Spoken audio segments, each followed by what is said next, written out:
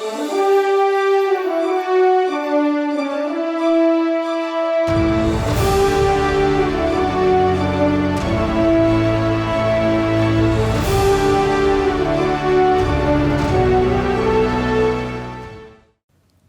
Welcome to spotlight.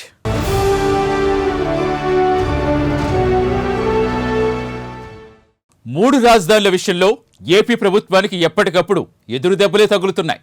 అయినా సరే ప్రభుత్వం ఎక్కడా వెనుకడుగు వేయటం లేదు. ఎవరెన్ని ఆటంకాలు సృష్టించినా తగ్గేదే లే అంటూ ముందుకెళ్తానంటోంది. న్యాయస్థానాలే కాదు, తాజాగా కేంద్రం కూడా మరో షాక్ ఇచ్చింది. ఏకైక రాజధానికి మాత్రమే నిధులిస్తామని, మూడు రాజధానులకు నిధులు ఇవ్వమని తేల్చేస్తుంది. మరి ఇప్పుడు కూడా ఏపీ సర్కార్ మొండిగా మూడు రాజధానులంటూనే ముందుకెళ్తుందా, లేదంటే తమ నిర్ణయం పునరాలోచించుకుంటుందా? ఎందుకు హైకోర్టు ఆదేశాలు పాటించడం లేదు?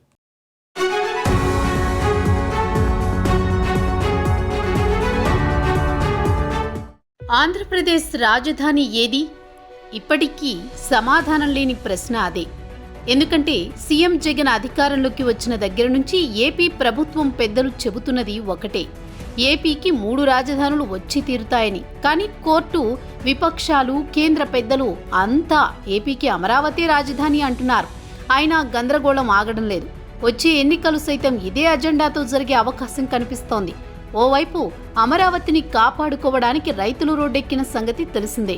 ఇదే సమయంలో అసెంబ్లీ సమావేశాల్లో మూడు రాజధానుల బిల్లును తీసుకొచ్చేందుకు వైసీపీ ప్రభుత్వం సిద్ధమవుతోంది. అదే విషయాన్ని మంత్రులు పదే పదే చెబుతున్నారు. త్వరలోనే ఎగ్జిక్యూటివ్ రాజధాని అయిన విశాఖ నుంచి పరిపాలన సాగడం పక్కా అంటూ ఛాలెంజ్ చేస్తున్నారు కూడా. ఇలాంటి తరుణంలో కేంద్రం తాజాగా ఓ షాక్ ఇచ్చింది. ఏపీలో ఏకైక రాజధాని కోసం మాత్రమే నిధులిస్తామని తేల్చి చెప్పింది.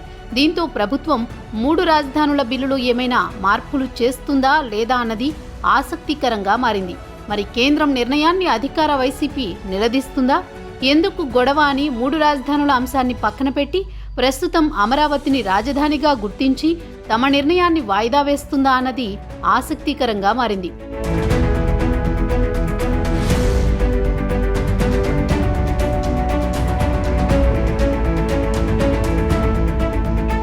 ఈ అంశం ఇప్పుడు ఎందుకు తెరపైకి వచ్చింది అంటే, ఉమ్మడి ఆంధ్రప్రదేశ్ విభజనకు సంబంధించిన పెండింగ్ అంశాలపై ఈ నెల 27న కేంద్ర హోంశాఖ సమావేశాన్ని నిర్వహించనుంది. ఈ సమావేశంలో ఏపీ రాజధానికి నిధులు అంశం కూడా కీలకంగా ఉండడంతో కేంద్రం వివరణ ఇవ్వాల్సి వచ్చింది. మూడు రాజధానులు అన్నది ఏ రాష్ట్రంలోనూ ఉండని రాజకీయ పంచాయతీ ఇది. ప్రస్తుతం అధికారికంగా ఏపీ రాజధాని అమరావతి. కానీ స్వయంగా ప్రభుత్వమే అమరావతిని గుర్తించడానికి ఇష్టపడడం లేదు. మూడు రాజధానులు తమ విధానమని, విశాఖ ఎగ్జిక్యూటివ్ క్యాపిటల్ అని సీఎంతో పాటు మంత్రులు ఘంటాపదంగా చెబుతున్నారు. కానీ గత 3 ఏళ్లుగా జరిగిన పరిణామాలను చూస్తే ప్రభుత్వ ప్రయత్నాలు 100% విఫలమయ్యాయి. న్యాయస్థానాల్లోనూ ఊరట లభించలేదు. ఖచ్చితంగా అమరావతిని నిర్మించి తీరాల్సిందేనని హైకోర్టు తీర్పు ఇచ్చింది. ఇప్పుడు ఈ తీర్పును సుప్రీంలో సవాల్ చేసి అనుకూలంగా తీర్పు వచ్చేలా వాదనలు వినిపించుకుంటే తప్ప మూడు రాజధానుల బిల్లు మళ్లీ పెట్టడం సాధ్యం కాదనేది అందరికీ తెలిసిన విషయం. కానీ ప్రభుత్వం తాము మూడు రాజధానులు తెచ్చి తీరుతామంటోంది. దీంతో చాలా మందికి అది ఎలా సాధ్యమా అన్న సందేహం వస్తోంది.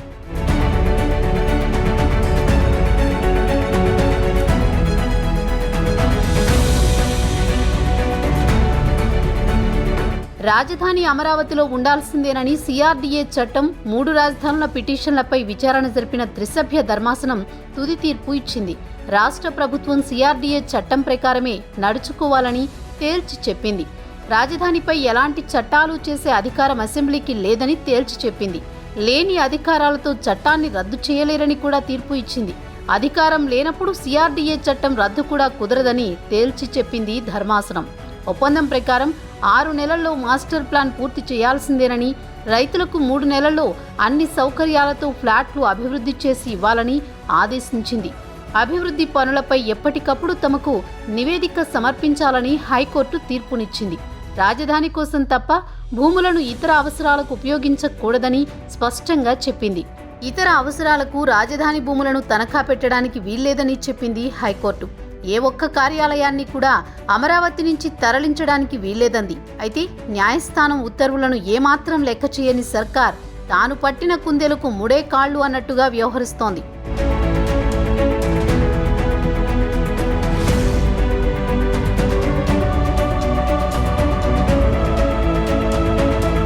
అమరావతి విషయంలో హైకోర్టు ఇచ్చిన తీర్పు అసాధారణంగా ఉంది. రాజధాని విషయంలో రాష్ట్ర ప్రభుత్వం ఎలాంటి శాసనపరమైన నిర్ణయాలు తీసుకోకూడదని తేల్చి చెప్పింది. ఒకసారి చట్టం చేసి అంతమంది రైతులను ఇన్వాల్వ్ చేసి అన్ని వేల ఎకరాలు తీసుకున్న తర్వాత అంత తేలికగా నిర్ణయాన్ని మార్చేసే అధికారం రాష్ట్ర ప్రభుత్వానికి లేదంటూ రిట్ ఆఫ్ మాండమాస్ ఇస్తున్నామని ఏపీ హైకోర్టు స్పష్టం చేసింది.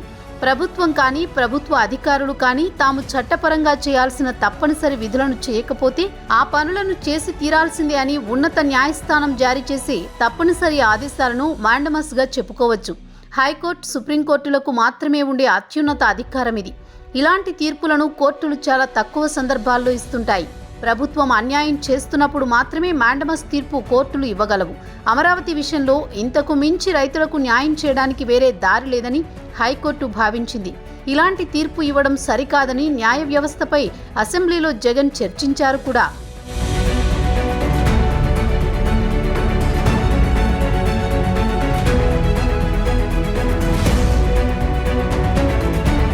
తీర్పు వచ్చి నెలలు గడుస్తున్నా ఏపీ ప్రభుత్వం 3 రాజధానుల తీర్పుపై ఇంకా సుప్రీంకోర్టులో అప్పీల్ చేయలేదు. 3 రాజధానుల బిల్లును ఏపీ ప్రభుత్వం అనూహ్యంగా వెనక్కి తీసుకుంది. అసలు ఓ బిల్లు మండలిలో సెలెక్ట్ కమిటీకి వెళితే దాన్ని అలా పట్టించుకోకుండా రెండో బిల్లు పెట్టి పాస్ చేసుకున్నారు. తర్వాత ఆ బిల్లును కొట్టివేసే పరిస్థితి ఉండడంతో వెనక్కి తీసుకున్నట్లుగా ప్రకటించారు. అటు కోర్టు తీర్పును సవాల్ చేయలేదు. దీంతో ఇప్పుడు కొత్త బిల్లు పెట్టే అవకాశం లేదు. ఏ రూపంలో పెట్టినా 3 రాజధానులకు ఎలాంటి చట్టబద్ధత వచ్చే అవకాశం లేదని నిపుణులు చెబుతున్నారు.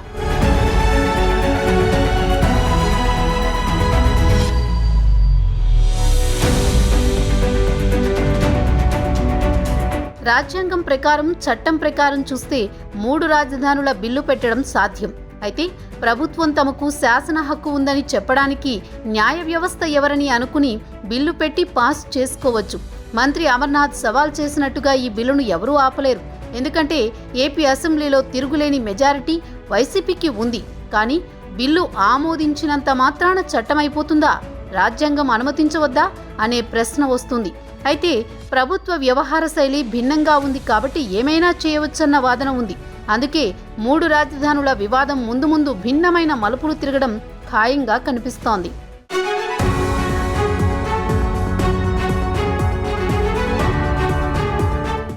మనది ప్రజాస్వామ్య దేశం. రాజ్యాంగం ప్రకారమే ఇక్కడ అన్నీ జరుగుతాయి. రాజ్యాంగాన్ని ఉల్లంఘించి చేసేందుకు ఏమీ ఉండదు. ఒకవేళ మొండి ధైర్యంతో ముందుకెళ్లినా భంగపాటు తప్పదు. అయినా సరే ఏపీ సర్కారు ఎందుకు కోర్టు తీర్పులు పరిగణలోకి తీసుకోవటం లేదు? న్యాయస్థానాలను ధిక్కరిస్తామని ఎందుకు తెగేసి చెబుతున్నారు?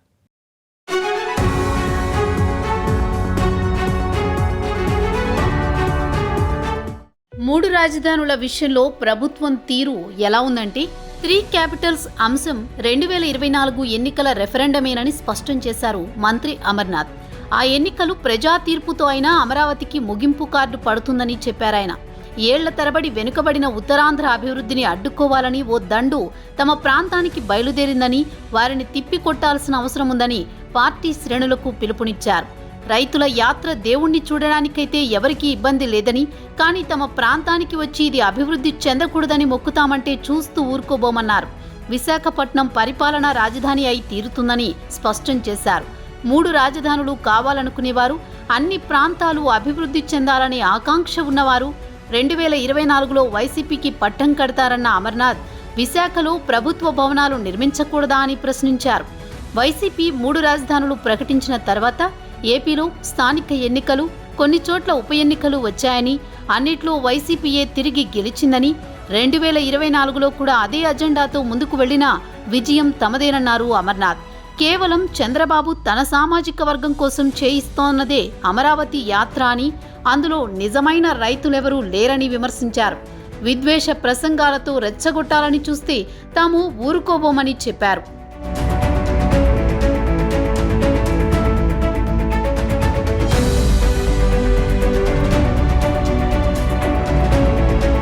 మూడు రాజధానులను పెట్టబోతున్నానని ఏపీ సీఎం జగన్ ప్రకటించి 1000 రోజులు దాటిపోయింది. కానీ ఇంతవరకు ఒక్క అడుగు ముందుకు వేయలేకపోయారు. ఒక్క చోట కూడా ఇటుక వేయలేకపోయారు. ఓవైపు ఎట్టి పరిస్థితుల్లోనూ అమరావతి నిర్మించాల్సిందేనని హైకోర్టు తీర్పు ఇచ్చింది. అసాధారణంగా రిట్ ఆఫ్ మాండమస్ తీర్పు ఇచ్చింది. అంటే ప్రభుత్వం ఏ విధంగానూ ఇక 3 రాజధానులు చేయలేదు. కానీ ఇప్పటికీ ప్రభుత్వం ఆ తీర్పును ఉల్లంఘిస్తామని నిర్మోహమాటంగా చెబుతోంది. 3 రాజధానులు తథ్యమని వాదిస్తోంది. ఎలా చేసినా అది తీర్పు ఉల్లంఘన, రాజ్యాంగ ఉల్లంఘన అవుతుందని నిపుణులు హెచ్చరిస్తున్నారు. అయినా ప్రభుత్వం మాత్రం ముందుకెళుతోంది. ఎన్ని ఎదురుదెబ్బలు తిన్నా ఇలా ఎందుకు ప్రభుత్వం ముందుకెళుతోంది అన్నది ఎవరికీ అంతుబట్టడం లేదు. మన దేశంలో న్యాయస్థానాల మాటే ఫైనల్. రాజ్యాంగానికి వ్యతిరేకంగా వ్యవహరిస్తామంటే కుదరదు. ఇంత మొండిగా ముందుకు వెళుతున్న ప్రభుత్వం న్యాయస్థానాల మాటను కాదని చివరికి ఏం సాధిస్తుందో చూడాల్సిందే.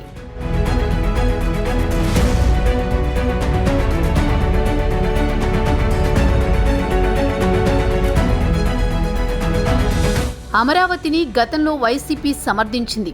ప్రతిపక్ష నేతగా అసెంబ్లీలో జగన్ మద్దతు తెలిపారు. ఎన్నికలకు ముందు ఆ పార్టీ నేతలంతా అమరావతి రాజధాని అని అన్ని ప్రాంతాల్లో చెప్పారు. అమరావతి విషయంలో వైఎస్ఆర్ కాంగ్రెస్ పార్టీ నేతలు ఎన్నికలకు ముందు మాట్లాడిన మాటలు సోషల్ మీడియాలో ఇప్పటికీ వైరల్ అవుతూనే ఉంటాయి. అమరావతి రాజధాని అని కుండబద్దలు కొట్టిన నేతలు ఇప్పుడు దానికి పూర్తి వ్యతిరేకంగా మాట్లాడుతున్నారు. అమరావతికి మద్దతు తెలిపిన వీడియోలు, ఇప్పుడు ఆయన తీసుకుంటున్న నిర్ణయాలు సోషల్ మీడియాలో ఎక్కడో చోట కనిపిస్తూనే ఉన్నాయి. అయితే అమరావతి రాజధానిగా పనికి రాదని రకరకాల కారణాలు చెప్పారు. కానీ ఏదీ శాస్త్రీయంగా నిర్ధారణ కాలేదు. కేవలం ఆరోపణలుగానే ఉన్నాయి. దీంతో అమరావతి విషయంలో జగన్ మాట మార్చారని, ఏపీలో రాజకీయాల కోసం ప్రాంతీయ విద్వేషాలు నెలకొల్పారన్న విమర్శలు ఎదుర్కోవాల్సి వస్తోంది.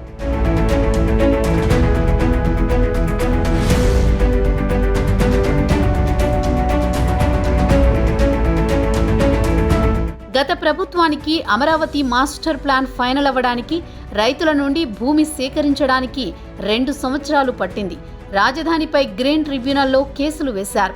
దీంతో సమగ్రమైన ఎత్తిపోతల పథకాన్ని కొండవీటి వాగుకు నిర్మించాకే రాజధాని విషయంలో ముందుకు వెళ్లాలని హరిత ట్రిబ్యునల్ ఆదేశించడంతో మరో 2 సంవత్సరాల పాటు రాజధాని నిర్మాణం నత్తనడకన సాగింది. ఎత్తిపోతల పథకాన్ని నిర్మించిన తర్వాత రాజధాని పనులు వేగం పుంజుకున్నాయి. పలు బహుళ అంతస్తుల భవనాల నిర్మాణం వేగంగా సాగింది. 8 నుండి 10 నెలల కాలంలోనే చాలా భవనాలు 80 నుండి 90% పూర్తయ్యాయి. ప్రైవేట్ వర్సిటీలు, ప్రభుత్వ భవనాలు, పెద్ద ఎత్తున మౌలిక సదుపాయాలు ఉంటాయి. ఏ ఇబ్బంది లేకుండా 3.5 ఏళ్ల నుంచి అమరావతి నుంచే పాలన సాగుతోంది.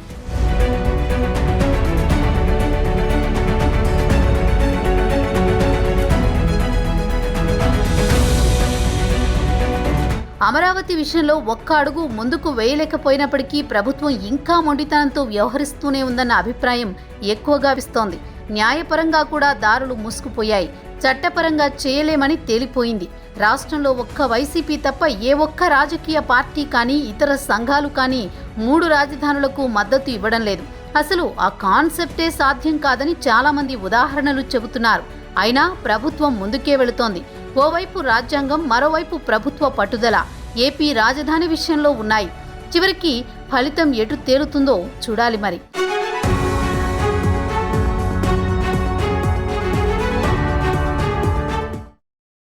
ఏ రాష్ట్రానికైనా రాజధాని గుండెకాయ లాంటిది. రాజధాని లేని రాష్ట్రం అభివృద్ధిలో అధమస్థానానికి పడిపోతుంది. అందుకు ప్రత్యక్ష ఉదాహరణ ఏపీయే. ఉద్యోగాల కల్పన జరగాలన్నా, పెట్టుబడులు రావాలన్నా రాజధానిని చూస్తే పారిశ్రామికవేత్తలు ముందుకొస్తారు. అలాంటిది ఎంతో జాగ్రత్తగా రాజధాని విషయంలో నిర్ణయాలు తీసుకోవాల్సింది పోయి ఎందుకు 3 ముక్కలాటకు తెరలేపారు? రాష్ట్ర భవిష్యత్తుతో చెలగాటమాడుతున్నారా?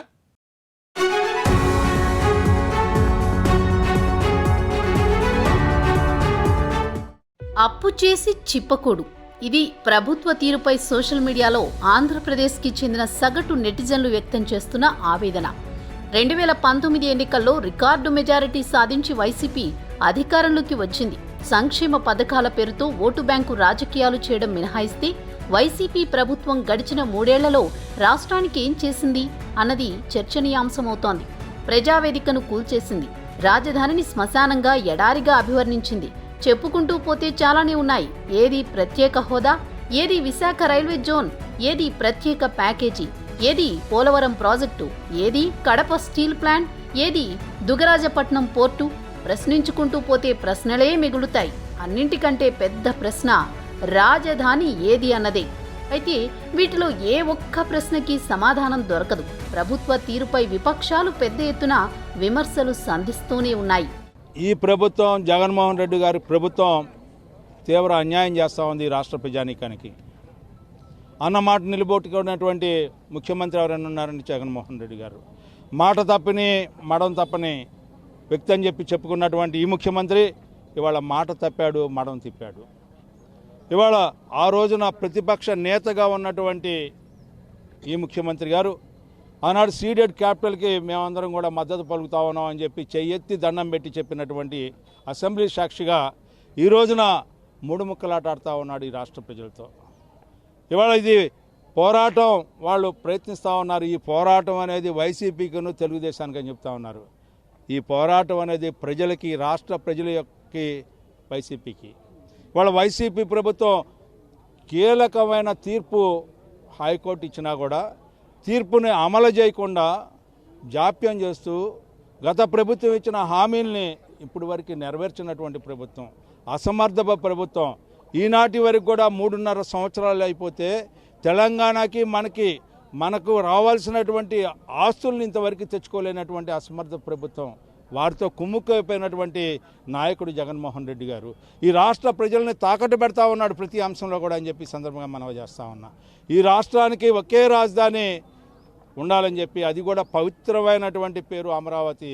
అలాంటి అమరావతి వద్దనుకొని ఇవాళ మూడు ముక్కలాట ఆడటానికి ప్రయత్నిస్తే ఇవాళ ప్రాంతీయ తత్వాన్ని కానీ లేకపోతే వర్గతత్వాన్ని కానీ కులతత్వాన్ని రెచ్చగొట్టి పోషిస్తే అదే తిరిగి భస్మాసుర హాస్యంలాగా ఈనాడు నీ మీద పడబోతుంది అని చెప్పి, ఈ కాలయాపనే నీకు కాలం చెల్లిస్తుంది అని చెప్పి ఈ సందర్భంగా మనవి చేస్తాం. కేంద్రం మెడలు వంచేసి ప్రత్యేక హోదా తెస్తామన్నారు. కేంద్రం వద్ద మెడలు వంచేసుకుని కూర్చుంటున్నారు. ఒక్క రాజధాని సరిపోదు, 3 రాజధానులు కావాలంటూ 3 ముక్కలాట ఆడారు. ఆ తర్వాత ఇటుక ముక్క వేయలేకపోయారు. ఇది రాజధాని విషయంలో వైసీపీ ఘనత. రాష్ట్రానికి తలమానికంగా ఉండాల్సింది రాజధాని నగరం. గుండెకాయగా ఉండే రాజధాని నగరం ఆయా రాష్ట్రాలకు ప్రత్యేక ఆకర్షణగా ఉంటుంది. అయితే ఏపీకి మాత్రం ఆ భాగ్యం లేదు. ప్రభుత్వం ఆడుతున్న 3 ముక్కలాటతో ఏపీ రాజధాని లేని రాష్ట్రంగా మారిపోయిందన్న విమర్శలు వ్యక్తమవుతున్నాయి. రాజధాని లేని రాష్ట్రానికి పెట్టుబడులు మాత్రం ఎందుకొస్తాయి? ప్రభుత్వ తీరు కారణంగా ఉన్న పరిశ్రమలు కూడా తరలిపోతున్న పరిస్థితి. దీంతో రాష్ట్రంలో నిరుద్యోగం పెరిగిపోయింది. సంపద సృష్టి లేకుండా ఉచితాలు ఇస్తుండడంతో అప్పులు చేయాల్సిన పరిస్థితి. దీంతో అభివృద్ధి అంటే ఏంటో తెలియని రాష్ట్రంగా ఏపీ మిగిలిపోతోందన్న ఆవేదన పలువురిలో కనిపిస్తోంది.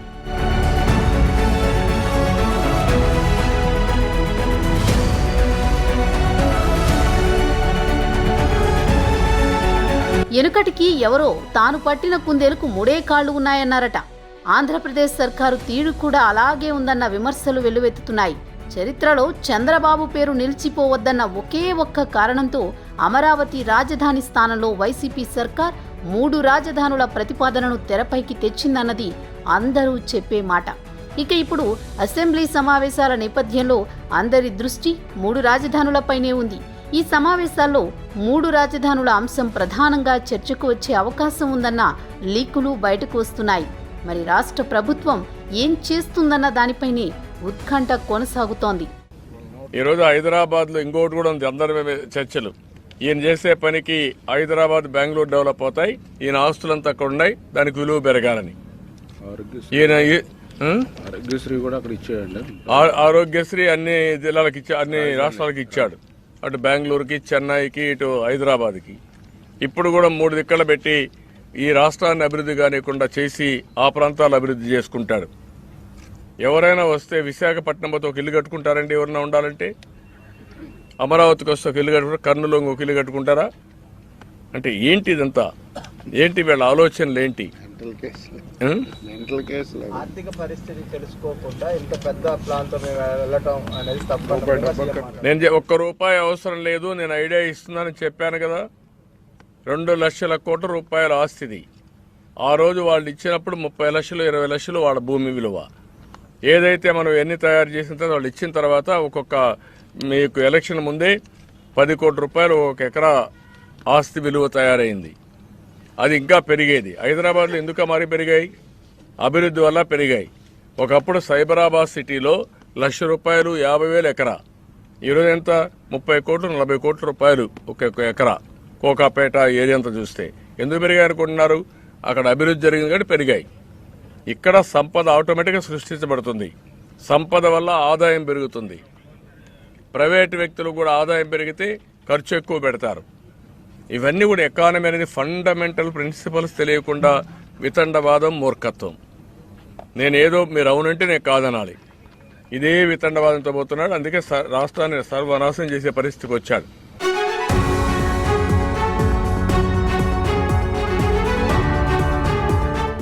కోర్టు ముట్టికాయలు వేసింది, కేంద్రం నో చెప్పేసింది. మరి వీటన్నిటినీ జగన్ సర్కార్ పరిగణలోకి తీసుకుంటుందా? అమరావతి వైపు మొగ్గు చూపుతుందా? లేకపోతే మొండిగా 3 రాజధానులే తమ నినాదమని ముందుకెళ్తుందా? మిగిలిన ఏడాదిన్నరలో 3 రాజధానులకు కనీసం శిలాఫలకమైనా వేస్తుందా? రాష్ట్ర భవిష్యత్తును ఎటు తీసుకుపోబోతున్నారు? ఈ విషయాలన్నీ కాలమే తేల్చాల్సి ఉంది.